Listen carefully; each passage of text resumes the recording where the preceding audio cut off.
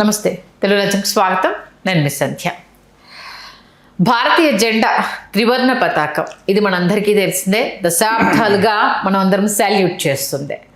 కాకపోతే ఈ వారం రోజులుగా ఆగస్ట్ 15th దగ్గర నుండి బిఫోర్ 3 days నుంచి కంపేర్ చేసుకుంటే భారతదేశం జెండా అంటే త్రివర్ణ పతాకం ప్లేస్లో కాషాయ జెండాను తీసుకురావడంలో తప్పేముంది అంటూ కొందరు యూట్యూబర్స్ చేస్తున్న తలతిక్క డిస్కషన్స్ తెరమీదికి రావడంతో భారతీయుల్లో ఒక రకమైన గందరగోళం అనేది నెలకొని ఉంది. ఒక పార్టీ కాషాయ జెండా అనేది ఒక పార్టీకి సంబంధించింది అన్న నినాదాన్ని తెర మీద తీసుకొస్తూ కాషాయం అంటే భారతీయ జనతా పార్టీని ఎలా ఆపాదిస్తారు అంటూ భారతీయ జనతా పార్టీ నుంచి కూడా అటాక్ అనేది స్టార్ట్ అవుతుంది.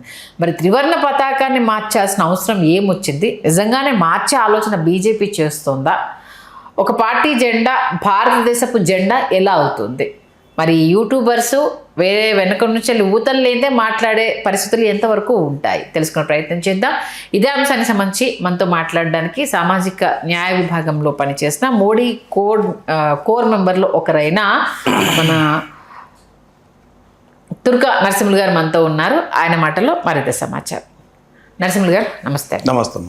ఏంటి త్రివర్ణ పతాకం ప్లేస్లో కాషాయ జెండా ఉండాలి అనేది బీజేపీ ఎప్పటి నుంచో ఆలోచన చేస్తుంది, ఇక మీదట దాన్ని ఇంప్లిమెంట్ చేసేందుకు అడుగులు వేస్తుంది అనేసి అంటూ గత వారం రోజులుగా ఒక వాదనను కొంతమంది యూట్యూబర్స్ వినిపించే ప్రయత్నం చేస్తున్నారు. ముందుగా త్రివర్ణ పతాకం ప్లేస్లో కాషాయ జెండా అనేది ఎంతవరకు కరెక్ట్?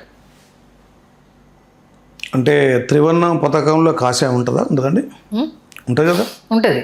ఓకే. అంటే ఇక్కడ కాషాయ తత్వం, కాషాయ మూలతత్వం ఒకటి మనకు తెలిసి ఉండాలి. ఒకటి త్రివర్ణ పతాకంలో కాషాయం ఉందంటే తెలిసి ఉండాలి. తర్వాత ఈ కాషాయాన్ని ఎవరు ఫాలో చేశారు, ఎవరు అభిమానించారు అనేది కూడా చరిత్రలో మనకు తెలిసి ఉండాలి. చరిత్రలో తెలిసి ఉండాలి. మనకు రీసెంట్గా చూసుకుంటే అంబేద్కర్ గారు ఏ మతం పెట్టారంటే లాస్ట్కు బౌద్ధం కదా. బౌద్ధ సన్యాసులు కాషాయం వేసుకోరా? వేసుకుంటారు కదా. దాంట్లో ఎంతో పవిత్రత, ఎంతో దాని నిగూఢమైన అర్థం ఉంటుంది. అంటే తెలుగు కూడా మనం కాషాయ మన 3 రంగుల జెండాలో తెలుగు కూడా ఒక అర్థం ఉంటుంది. ప్రశాంతత, శాంతి, దాని కూడా దీని కూడా అర్థం ఉంటుంది కదా. తర్వాత దీని మూడింటి కూడా తర్వాత మన యోగులు, ఋషులు, సర్వసంగ పరిత్యాగులు కూడా కాషాయం వేసుకుంటారు కదా. అనంతమైన శక్తిగా లింక్ అయ్యి ఉంటుంది అది. ఆ కాషాయాలు ప్రతి ఒక్క కలర్, ఈ తెల్ల కలర్ ఎందుకు కనిపిస్తున్నారో దీనికి ఒక కారణం ఉంటుంది. సైన్సే ఉంటుంది. నల్లగా ఎందుకు కారణం ఉంటుంది, అన్నింటిని అబ్జర్వ్ చేసుకుంటుంది. బయట కలగలేదు. అన్ని రేస్ని సూర్యుడు విభజన ఉంటుంది, సూర్యకిరణంలో అన్ని అక్కడ నుంచి కూడా అది మన ఋషులు క్రియేట్ చేసింది కాదు. అంటే ధర్మంలో కానీ, వేదాల్లో కానీ, ఉపనిషత్తులో కానీ, శాస్త్రపూర్వకం కాషాయకు అర్థం ఉంటుంది. త్యాగం, డొనేషన్, అన్నిటికీ ఇవ్వడం, ఒక దీపంతో మరి ఒక దీపాన్ని వెలిగాలి, ఒక ఆత్మతో ఇంకో ఆత్మ వెలిగించాలి అనే కాషాయ తత్వం. అది కాషాయ తత్వం. దాన్ని తప్పంటారు మీరు? కాషాయ తత్వాన్ని తత్వం ఎవరు అన్నారు కదా. కాషాయతత్వం అనేది మన భారతీయత, త్యాగము, సనాతన, తర్వాత సర్వేజన, సుఖనిభావం ఇవన్నీ ఇముంటుంటాయి కాషాయంలో. అన్నింటికి గౌరవించడం ఉంటుంది అది. దాన్ని అంటే కాషాయం అనగానే కొంతమంది కోపం. ఎందుకు కాషాయం అంటే కోపం? చాలామంది అంటారు కదా కాషాయం మీద కోపంతో ఆ మాట అంటారు. మీరు కాషాయం మీద కోపంతో అటు అంటారమ్మా. అంబేద్కర్ దాన్ని పూజించినప్పుడు స్వాములు వాళ్ళంతా ఈ గురువులు ఆశ్రమాల్లో, ఆరాములలో, బౌద్ధంలో మొత్తం కాషాయం వాడతారు కదా. అంతే కదా. అయితే కాషాయం అంబేద్కర్ గారు బుద్ధిజాన్ని మీరు అన్నదాంట్లో కాషాయ జెండాను, కాషాయ రంగును చూసి దాంట్లో ఉన్న అంశాలు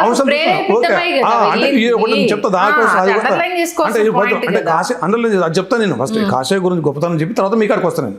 మీ కాడికి వస్తాను. అయితే కాషాయం యొక్క గొప్పతనం భారతదేశంలో అది కాషాయ గొప్పతనం.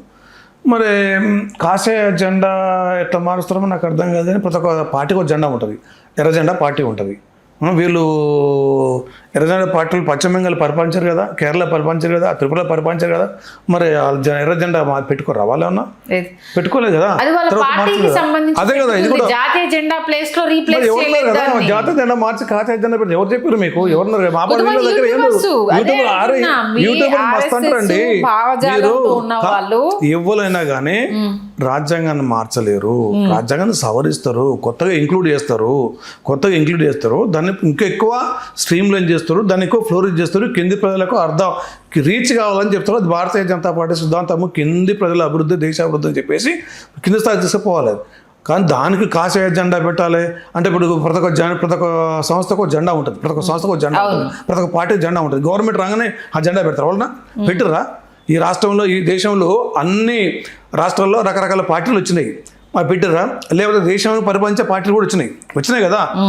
తర్వాత కాంగ్రెస్, తర్వాత బీజేపీ వచ్చింది, మధ్యన జనతా పార్టీ ఇవన్నీ వచ్చినాయి కదమ్మా. రకరకాల పార్టీ జెండాలు మాత్రం మార్చినాయా? ఎందుకంటారట దాని బదనాం ఎందుకు? మీకు ఏం దొరకదు, బీజేపీని బదనం చేద్దరికి ఏం దొరకదు, మీకు ఎక్కడ దొరకదు.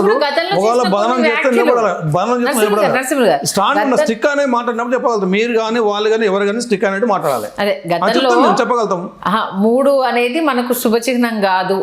ఏ కార్యక్రమానికి వెళ్ళినా 3 వెళ్ళొద్దు. కాకపోతే మన భారత జాతీయ జెండాలో 3 కలర్లు ఉన్నాయి కాబట్టి మన దేశం పెద్దలు కొంతమంది చేశారు. ఈ రకరకాలు ఉంటారమ్మా బీజేపీలో. ఎవరో ఏదో మాట ఓలో అనొచ్చు, ఎవరో ఓలు ఏదో మాట తెలిసి తెలవక అనొచ్చు. అనంత మాత్రాన బీజేపీ మేనిఫెస్టో ఉంది, బీజేపీ సిద్ధాంతం ఇదని మీరు ఎట్లా అంటారు, వాళ్ళు అట్లా అంటారు అనలేరు కదా. అందులో ఇప్పుడు ముస్లిమ్స్ ఉంది, కత్తికో కండ వెళ్ళటాలు వాళ్ళు. ఇస్లాంలో ఏముంటుంది, ఇస్లాంలో ఏంటుందని పూర్తిగా మనకు వ్యతిరేకమైన అంటారు జనరా మంది. అరే మనం మిసాలు పెట్టుకుంటారు, మిసాలు తీసి గార్డెన్ పెంచుకుంటారు రాబాయ్, మనం సూర్యుని పూజిస్తే వాడు చంద్రుని పూజిస్తారు రాబాయ్, మన ఆవును చూస్తే ఆవుని మనడు కోస్తారు రాబాయ్, ఆవుని కోస్తారు రాబాయ్, లేకపోతే మనం మామ కూతురు తీసుకుంటారు, చిన్నమ్మ కూతురు తీసుకుంటారు రాబాయ్, మనకు వ్యతిరేకంగా వాళ్ళు లేవని ఓడుంటాడు. వాడు ఒక్కడు తిరిగంటాడు, వాడు హిందువు అయినా కూడా అనొచ్చు.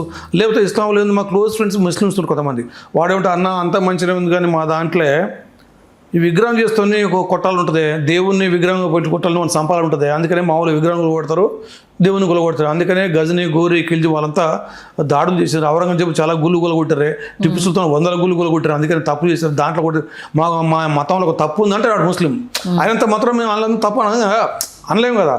ఎవరో ఏదో ఉంటారమ్మా, దాన్ని పట్టుకొని మీ బీజేపీ ఇట్లా మీరు ఇట్లా అని చెప్పేసి పొగడ చేయకరే.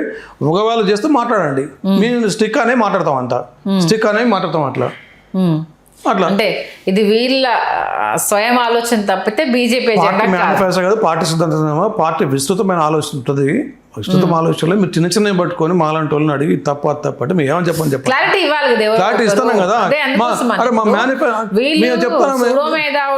చెప్పుకునే చెప్పాలి కదా. వాళ్ళు అంటే ఆర్ఎస్ఎస్ భావజాలం తీసుకురావాలి, ఖచ్చితంగా కాషాయ జెండా మీరు 370 ఆర్టికల్ ఎంత నష్టం అయిందో మీరు చెప్పండి. అది పాక్ కాశ్మీర్ ఎందుకు పాకిస్తాన్ పోతుంది చెప్పండి. చూడు మేధావులు కదా, ఎందుకు పోయిందో చెప్పండి. మరి పిఓకు ఎందుకు పోయింది, దానివల్ల ఎటువంటి పరిణామాలు వస్తుందో చెప్పండి. తర్వాత రోహింగ్యాలు ఎందుకు వస్తారు మన దేశంలో, ఎంతమంది వచ్చారు, ఎన్ని లక్షలు వచ్చిండ్రు.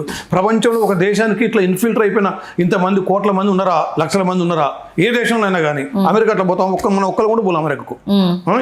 మరి ఇక్కడ భారతదేశంలో విచ్చలవిడిగా ఈ బార్డర్ ఉన్న రాష్ట్రాల ప్రభుత్వాలు, మమతా బెనర్జీ కానీ కమ్యూనిస్టులు కానీ విచ్చలవిడిగా రమ్మంటారు. వాళ్ళు చేంజ్ చేస్తారు. ఈ దేశం మీద ప్రేమ ఎందుకుంటుందండి వచ్చిన వాళ్ళకి ఈ దేశంలో వాడు బతకాలో, భోగాలో, అనుభవించాలో, దోసుకోవాలంటే దానికి వాళ్ళు జనాభివృద్ధి దోసుకుంటారు అంతే. వాళ్ళ దేశం ఎందుకు ప్రేమ ఉంటుంది కదా. వాళ్ళకి మేధావులు ఇవన్నిటి సమాధానం చెప్పాలి. వీళ్ళంతా మేధావులు వీటన్నిటి సమాధానం చెప్పాలి. చెప్పరాదు మీరు రాముడు, అరే రాజ్యాంగంలో రాముని బొమ్మ ఎందుకుంది అది చెప్పమని తీసేయమని చెప్పారు మేధావులు అంటే. నేను మేధావు అంటే స్టిక్ అని మాట్లా మీ విషయంలో మాట్లాడుతాను మేధావులు అని చెప్పాలి అట్లా, అంతే కదా. మీరు చెప్పండి, ఈ మేధావులకి అదే క్వశ్చన్ చేస్తున్నాం. మరి మన భారత గ్రీక్ నాగరికత లేదు, పర్షియన్ నాగరికత లేదు, అన్ని నాగరికతలు పోయి ఏ దేశంలో ఇప్పుడు ఏ మతాలు రాజ్యాలు వెళ్తున్నాయి, ఇప్పుడు ఏ మతాలు రాజ్యాలు వెళ్తున్నాయి. మరి అక్కడ నాగరికత లేదు కదా, అక్కడ మతాలు లేవు కదా. ఇబ్రూ మతం కానీ తర్వాత పర్షియన్ మతం కానీ ఇవన్నీ లేవు కదా. మన దేశంలో కూడా కొలగొట్టబోయారు ఎందుకు చెప్పండి. మరి ఎందుకు మన దేశం ఇంకా మన సంస్కృతి కాపాడుకుంటే ఎందుకో చెప్పండి. మేధావులు ప్రతి ఒక్క అంటే డిస్కస్ చేద్దాం పడండి. రారోళ్ళు పారిపోతారు, గుంట నక్కలేక పారిపోతారమ్మా. ఇక వాళ్ళ గురించి అంటారని మీరు చెప్తాంటే ఏమని చెప్పండి. వాళ్ళ ఒకసారి డిబేట్లో కూర్చోబెట్టే చెప్పండి, నేను చెప్తా వాళ్ళ సంగతి.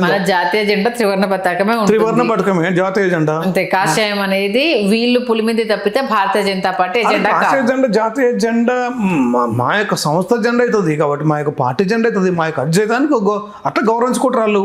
నువ్వు ఎర్ర జెండా కాబట్టి ఎర్ర జెండా నువ్వు అంటలేవా, ఎందుకు పెట్టలేదు మరి, అంతే కదా. అది వేరు. ప్రతి ఒక్క పార్టీకి ఒక జెండా ఉంటుంది, ప్రతి ఒక్క సంస్థకు ఒక జెండా ఉంటుంది, ఒక ఎజెండా ఉంటుంది.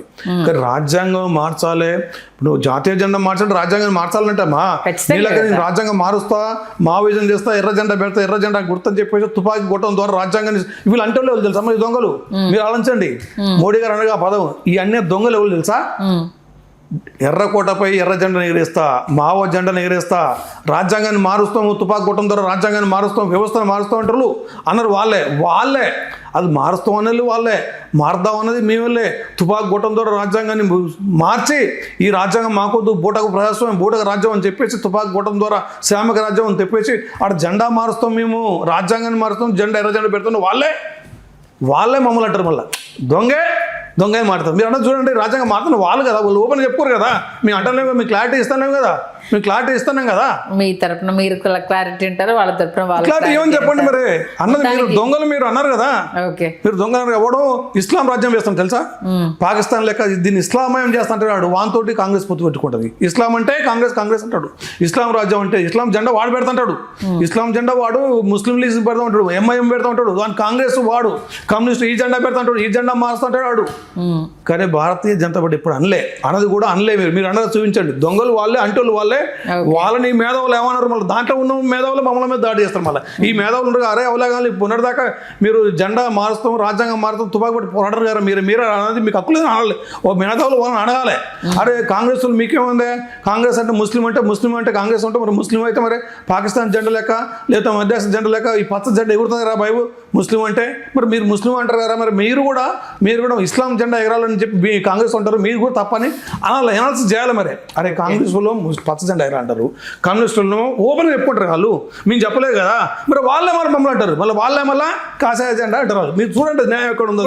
దొంగలు దొంగలండి, దొంగలు సప్పగా మన యూట్యూబ్ కాదు వాళ్ళు నిలబడి మాట్లాడదే వాళ్ళ ధైర్యం ఉండదండి, చెప్పగలుగుతాం. అంటే వాళ్ళు మీ బీజేపీ వెనుకుండి నడిపిస్తుందా, వాళ్ళు స్వతంత్రంగా వాళ్ళు చెప్తున్న మేధావులు అనేది వాళ్ళే.